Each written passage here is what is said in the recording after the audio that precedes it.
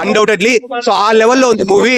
అంటే story line Balakrishna గారి previous story line కి కొంచెం సిమిలర్ గా ఉన్నప్పటికీ ఎగ్జిక్యూషన్ వచ్చేసి చాలా డిఫరెంట్ గా, చాలా వర్సటైల్ గా ఉంటుంది అనమాట మనకు.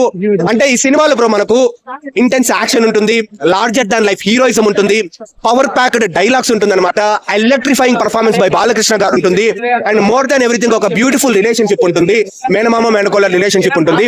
సో హ్యాపీగా వచ్చి ఫస్ట్ హాఫ్ మాస్ కోసము, సెకండ్ హాఫ్ వచ్చేసి మాస్ ప్లస్ ఫ్యామిలీ కోసం. సో హ్యాపీగా వచ్చి చూడొచ్చు. అన్డౌటెడ్లీ తమన్ గారు డిడ్ బెస్ట్ అనమాట.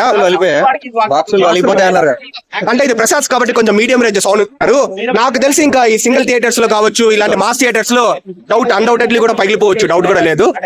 సో ఏంటంటే ఇంకొకటి బ్రో, తమన్ గారు, విజయ్ గారు ఎవ్రీవన్ వాళ్ళ బెస్ట్ ఇచ్చినారు, బాలకృష్ణ గారు కూడా బాగా ఇచ్చినారు. సో అదే చెప్తున్నాను కదా, మనకు సమరసింహారెడ్డి నరసింహనాయుడు వైబ్స్ వస్తాయన్నమాట. మన చిన్నప్పుడు మనం అంతా సమరసింహారెడ్డి నరసింహనాయుడు థియేటర్స్ లో మనం చూస్తాము, ఆ వైబ్స్ మనకు వస్తుంది అనమాట చూసేటప్పుడు. So one of the best movies.